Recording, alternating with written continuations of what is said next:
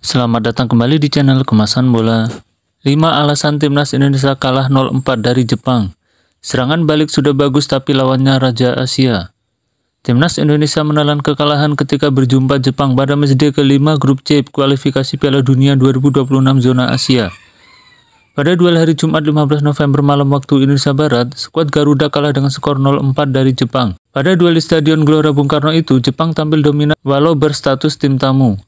Jepang berdasarkan data VoteMob punya penguasaan bola hingga 66%, sedangkan Indonesia memiliki 34% penguasaan bola. Gol-gol Jepang ke gawang Indonesia dicetak oleh Justin Hubner bunuh diri, Takumi Minamino, Hidemasa Morita, dan Yukinari Sugawara. Hasil ini membuat Indonesia menyandang status sebagai juru kunci klasemen grup C. Skuad Garuda baru mendapat 3 poin dari 5 laga, sedangkan Jepang berada di puncak klasemen dengan 13 poin. Serangan balik bagus, finishing belum. Indonesia turun dengan rencana bermain yang jelas, menunggu dan berharap ada serangan balik. Taktik ini dieksekusi dengan sangat baik oleh Jaizes dan kolega pada babak pertama. Pemain Indonesia banyak melepas umpan di belakang garis pertahanan Jepang, akan tetapi masih di luar kotak penalti. Ragnar Oratmangun dan Rafael Strijk beberapa kali menerimanya dengan baik. Keduanya mampu menembus pertahanan Jepang dan punya peluang. Sayangnya, eksekusi atau finishing Indonesia belum sempurna. Indonesia juga sering kekurangan jumlah pemain di dalam kotak penalti. Dampak nyata cedera Kevin Dick. Debut Kevin Dick berjalan sangat berat. Dia dimainkan sebagai wingback kanan dan dapat tugas menjaga Kaoru Mitoma. Tugas yang tidak mudah bagi bek berusia 28 tahun itu. Sebelum ditarik keluar pada menit ke-41, Kevin Dick mengalami 2 benturan yang membuatnya terkapar. Benturan kedua membuatnya mengalami cedera dan harus diganti. Ada jeda antara Kevin Dick cedera dan diganti. Setelah itu Indonesia bermain dengan 10 orang.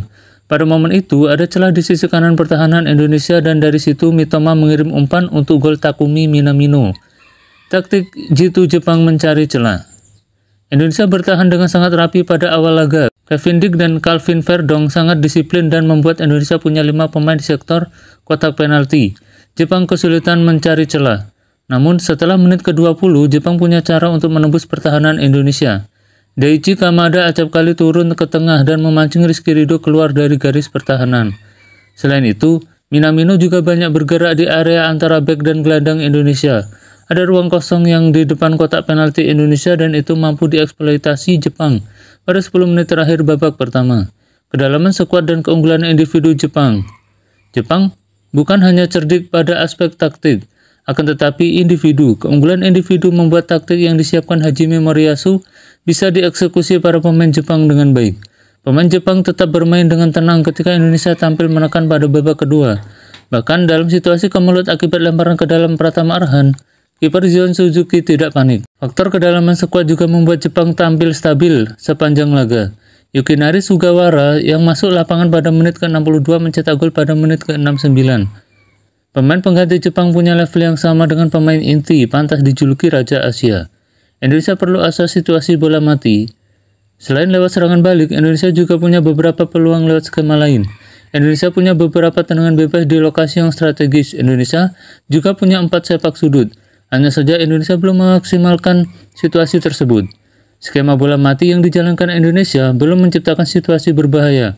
Faktor ini bisa diperbaiki Indonesia untuk laga-laga ke depan. Sejatinya, Indonesia punya eksekutor bola mati yang bagus pada diri Tom Haye dan Nathan Choaon. Hanya saja perlu ada skema yang lebih rapi agar bisa berujung pada terciptanya gol.